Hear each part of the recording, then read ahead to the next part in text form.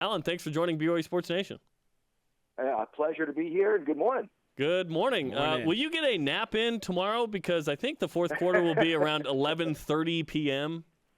And add on top of that, I'm from the East Coast, so doing these West Coast games is a body adjustment. But it's what we do. We travel around, and last week we were in Eugene, Oregon, and same time slot. So you just get used to it. But I'll tell you the plus side of it, you get to watch a lot of college football before you even go to the stadium. That's right. Yep, that is a good benefit. And I don't know if they told you, Alan. I don't know if BYU sells caffeine at the stadium, right? So you might want to. You might need to bring your own. Yeah, you may want to bring some 5-hour energy drinks. Just a friendly BYU warning. You may have to bring in your that's caffeine. Just for tip for you, man, so you can make it through. I know exactly where the Starbucks in town is. There's like 4 now, so yeah, you'll be good. Alan, this is an intriguing matchup. UCLA, had they pulled it out at Texas A&M, they'd be a ranked team in the top 15 right now. Instead, they're not ranked at all. Yet here's a BYU team who's 1 2-point conversion away from being 2-0. So, what do you think of this matchup between the Bruins and Cougars? I think it's very intriguing, and I think it's two teams that as you said, are a skosh away from everybody talking about, and yet it's two teams that are just that same fraction of inconsistency away from being where they want to be. They've both just been inconsistent just enough, but I don't know that we've got a great read on them. Both teams made changes to their offensive system, new offensive coordinators, trying to get used to it. Both teams have established quarterbacks, but in UCLA's case, they're doing something different than they did before. So it's kind of fascinating to see who's going to take that next step forward. Coach speak, right? The way coaches talk about it, every team has its identity, and these teams are searching for their identities. Well, which one's going to get a little closer to it tomorrow night? I think it's going to be the one that wins it. Alan, who do you think has more at stake in this game? UCLA avoiding a 1-2 non-conference start prior to Pac-12 play, or BYU, who is independent, that is essentially playing for a bowl game? Well, it's interesting because they have different things at stake. The BYU thing, every game is critical against a Power 5 team when you're trying to wave the banner in the air and say, hey, don't forget about us over here. As you're working through the season, and you're trying to get some national attention, and maybe find a way to work your way into the rankings and up the rankings. Every game is important, particularly BYU's taken on a tough schedule this year, and every one of these chances they get against one of these Power 5 teams is a chance for them to make a statement nationally, particularly with all the other things that are going on around independence and so on. UCLA, in theory, they could lose this game and still play in the Pac-12 championship game because it's a non-conference game. But if they lose this game, and even if they go all the way through and play in the Pac-12 championship game and win the conference championship, will that be enough to get them into the college football playoff? Because body of work, who you've played, where you've played, and who you've lost to, will then become a factor. Now, if that were to be the case, if UCLA were to go all the way through and win the Pac-12 championship after losing this game, they would be 0-2 against Texas A&M on the road and BYU on the road, two very difficult places to play, and have won everything else put in front of them. How that would play with the committee will be really interesting to see, particularly when you compare it to, say, the Big 12, where their big dog already has a loss and has Ohio State Saturday night. Alan Bestwick, ESPN play-by-play. We'll have the call tomorrow night on ESPN2 at 10:15 Eastern Time. Check that out.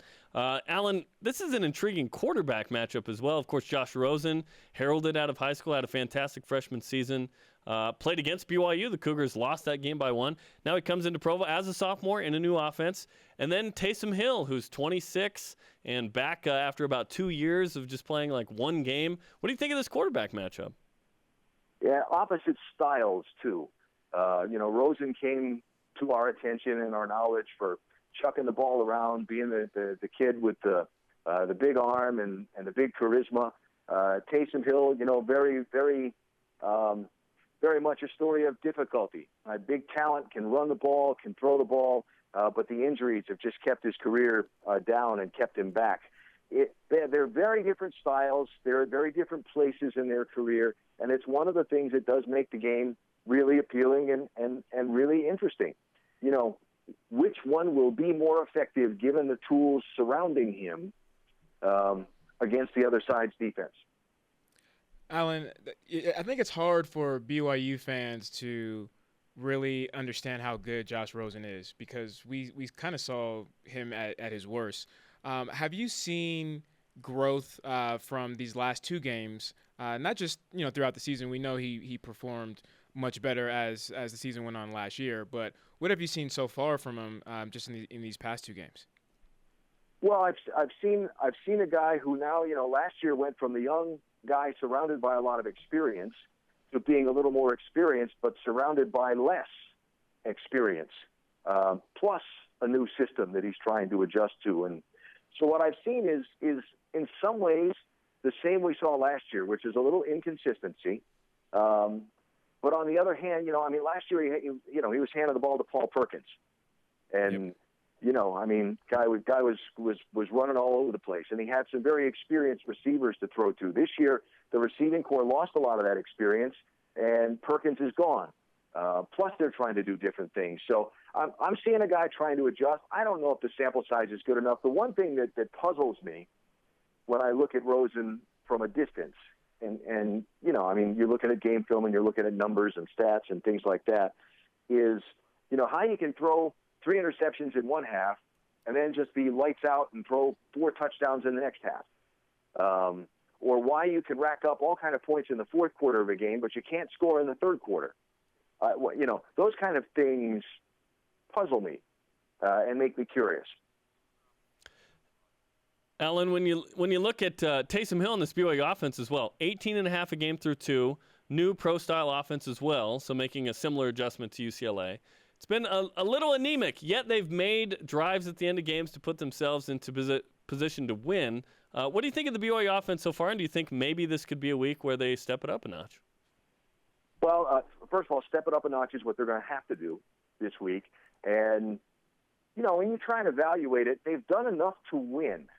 And you really can say they've done enough. They did enough to win last week at Utah, too. They just, they just couldn't convert. And they should have been able to win when the other team turns the ball over 6 times. That's one that they'll lament going forward into the season. They've done enough to win, but yet there are things they're not doing that they need to do more. Can't throw the ball down the field, right? Can't get a long pass. Now, is that the quarterback? Is that the receivers? Is that the line? It's probably a little bit of all of them that they can't get that done. Offensive line, some parts and pieces missing and moving here and there. I don't know what the status of Brad Wilcox is yet. We haven't met with the coaches yet, but they haven't been a threat to go down the field in any way deep, and 18, 19 points a game is just not going to be enough to get it done. I don't think that's what Ty Detmer and his group had in mind with this offense. So they haven't hit their stride yet, and the schedule gives them no breaks. They're going to have to find it under tough conditions. Alan, where can we catch you tomorrow night on ESPN2? That's exactly where you can catch me at 10:15 at kickoff. We're here in town getting ready to go over to meet with the BYU coaches in about 45 minutes. We meet with the UCLA coaches a little later on this afternoon and pull all of our thoughts together. And I really expect this to be a good game. I think it's going to be a really close, hard-fought game, and it might be the turnover number that decides who wins it. Thanks, Alan. Best of luck on the call tomorrow night. We'll check you out on ESPN2. We appreciate the time. All right, my pleasure. Thank you.